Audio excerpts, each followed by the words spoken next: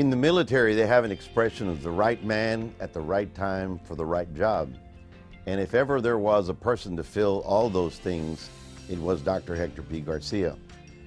In one word, I'd say leader, because he was able to lead people just based on the convictions that he had, which were absolutely correct, and which people around the world that got to work with him understood that he was right. These sentiments, these emotions, these issues of rights and respect of the Mexican-American people, he was the guy who was there, who did it, and who spoke it very eloquently in the way that everyone could understand. Nuestro primer invitado es el doctor Hector P. Garcia. Dr. Hector Garcia. Dr. Hector Garcia. Dr. Hector Garcia. Dr. Hector P. Garcia. American GI Forum founder Dr. Hector Garcia was back in Corpus Christi today. Dr. Hector Garcia, he is the founder of the American GI Forum and has been one of the proponents of change here for the present way of doing things. Investigation first, their plans are merely set up to continue their control of the school board. The at-large plans will create confusion, the fact that you don't know who would vote for whom. I believe Dr. Hector P. Garcia was blessed with an amazing amount of genetics.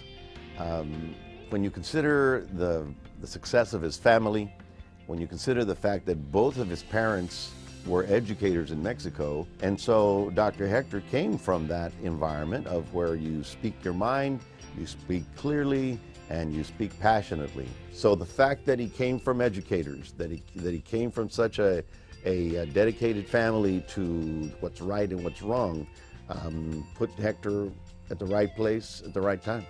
We are not trusting the system, the Department of Justice, or justice system in Texas yet, any more than we trust the educational system.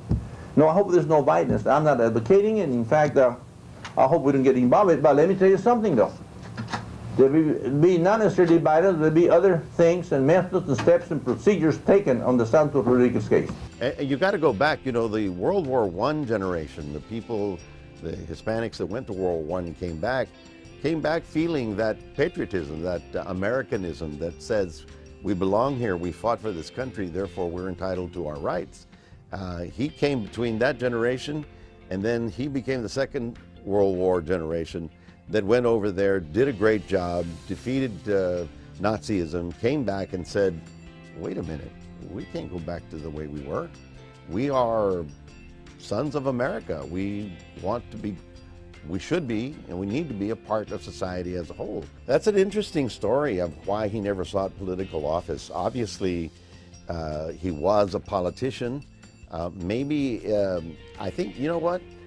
I think Dr. Hector P. Garcia did more work for us without being a politician, because once you get elected, you have other masters to serve. And certainly when they go to Austin or to Washington, they have other people with other ideas. I think the fact that he was leading this charge and leading people of like mind and like images, wanted to say, hey, let's move forward, let's do something. The fact that he kept his medical practice open all those years while doing all these things is another amazing story. You know, a person who speaks like an educated person can speak to the right people. He had the confidence of being right. He had the confidence of his education. He had the confidence of going to university. He had the confidence of going to medical school. He had the confidence of being in the military and being an officer, not you know, a grunt private. So, you know, he had a good life to where he was able to convince a lot of people of what he was doing by the ability to express himself. And so when he met those politicians and leaders in his later years, he was able to explain to them in a non-offensive way, in a way where you would say, well, okay, let's talk about that. I mean, I wasn't there, but I would imagine he had a polish and a confidence that, you know, big leaders would sit there and listen to. I think first, he is going back on civil rights. Secondly, he has not named as many Mexican Americans to positions of importance. Third, he promised a White House conference, which he has not produced. And fourth, he is promising to feed the hungry, but he hasn't actually fulfilled his obligation. The Hispanic leaders of that time were profusive letter writers, and by the power of that written note, put a stamp on it and winds up in Washington, D.C., and how they found out. I mean, it's truly amazing. Here we have instant communication, but I think really it was the power or the clarity of the thought, of the emotion. You know, I can write, 5 pages and not make any sense or not make a point.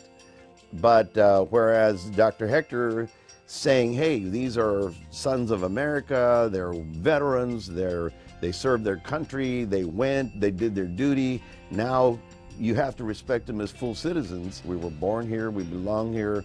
We should be under the equal protection of the law, just like the Constitution says. We hold this truth to be self-evident, that all men are created equal and are endowed by the Creator with certain unalienable rights, amongst which are life, liberty, and pursuit of happiness.